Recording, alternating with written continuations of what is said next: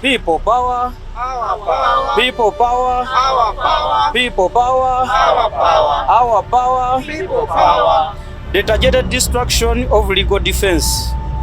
To ensure opposition leaders die without access to a fair trial or a public voice, the regime has carried out a brutal campaign to decapitate their legal representation. The medical hostage taking of Elias Lukwago. Jailed on trumped-up prison charges, Kampala Road Mayor Elias Lukwago is experiencing severe systematic health failure. A medical evaluation from the executive director of Mulago National Referral Hospital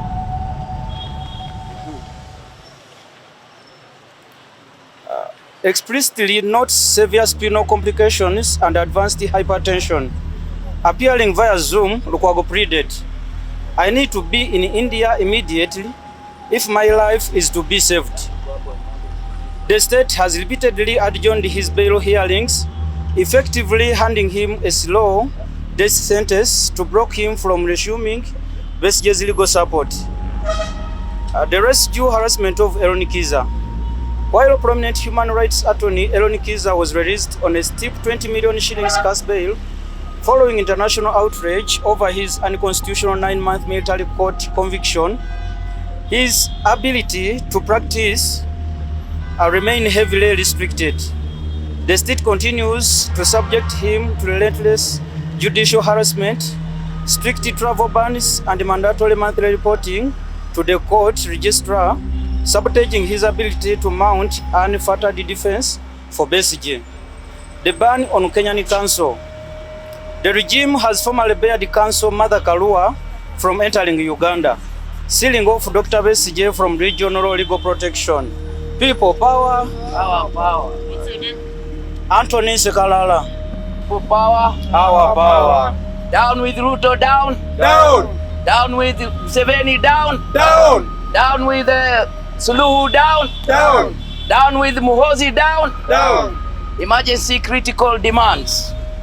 The international community can no longer provide diplomatic cover or financial life to support a regime operating a lawless dynastic military dictatorship. Demand. Number one, immediate release of Dr. Kiza Besigye on humanitarian grounds. Court order authorities must immediately grant unconditional bail to Dr. Besigye to permit urgent specialized medical treatment.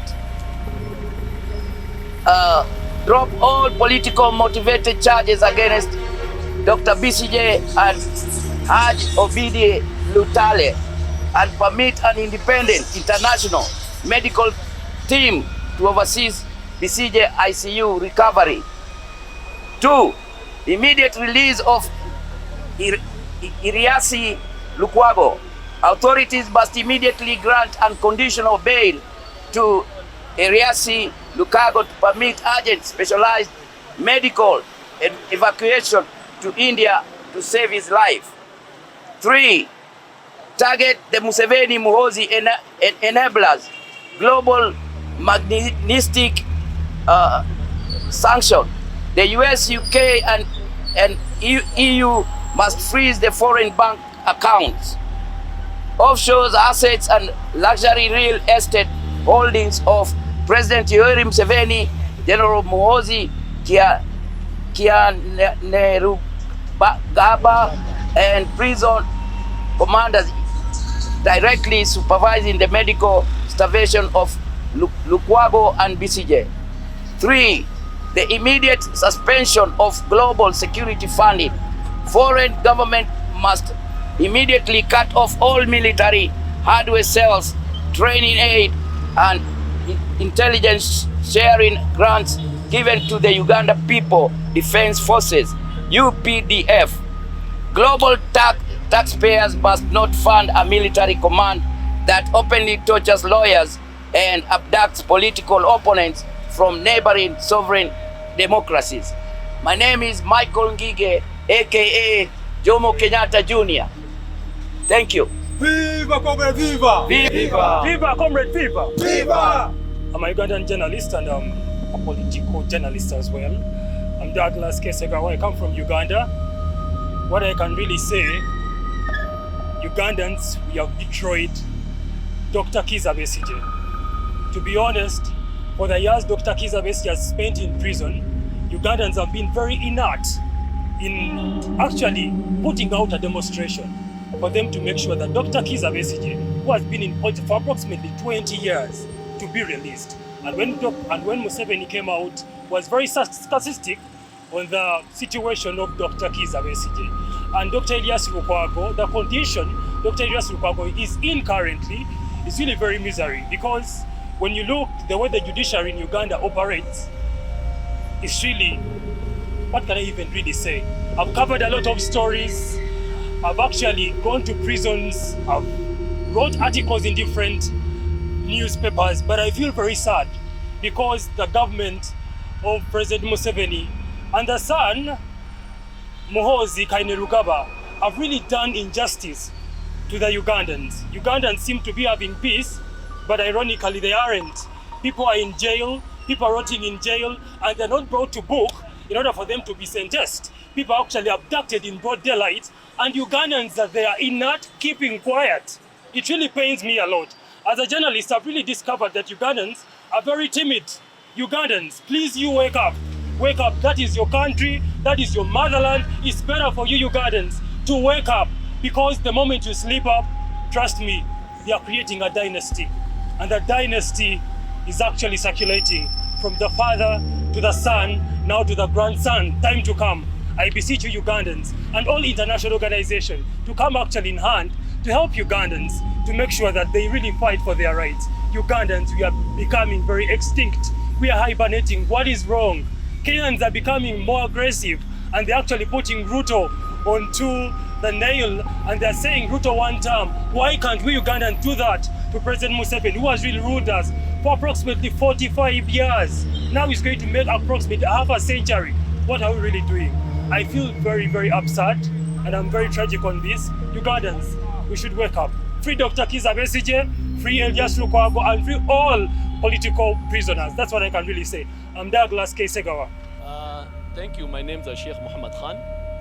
Basically, I'd just like to add to the abductions of the political leaders in Uganda. We also had recently, just yesterday, our Dr. Victoria Ndunya Mutiso was killed in cold blood. We would also like to call on the Kenyan government. Where is this country headed to? Why can't we live peacefully? Why can't we move around? Why should a person just be killed just because of a small dispute? So you want the police forces, especially Mr. Lagat, to be answerable to this, so that our doctors and our engineers don't start running away from this country because they fear for their life. Thank you. Kwa majina ni Felix Wambua, na tumekuja hapa kutia ndugu zetu Waganda moyo kwamba ipo siku haya yataisha, lakini kabla yaishe, dunia ni lazima ijue kwamba Museveni mambo anayoyafanya ni yale yale yaliyofanyika kule Tanzania kwa Mheshimiwa Tundu Lissu. Tuliona makosa ya uhaini yalimwekelewa Mheshimiwa Tundu Lissu, akakataa mawakili wake ndio akajiwakilisha, na hivyo ndivyo Besigye alivyotaka kufanya ili yeye mwenyewe aweze kujiwakilisha. Tumejua kwamba serikali za jumuiya yetu zime weaponize the judicial system. Independent bodies are no longer independent. I want to send a message to all the enablers of these atrocities happening within the region that today you are loyal to a murderer.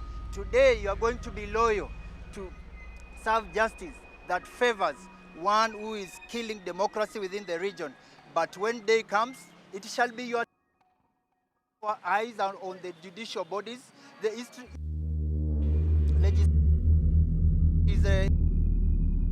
East African Court of Justice. We are looking at you. We want you to add on voice on this. There are people who are ailing. Besigye is in critical condition. We know last time when he was sick, he came to seek medical attention here in Kenya, Aga Khan Hospital. Same with Elias Lukwago.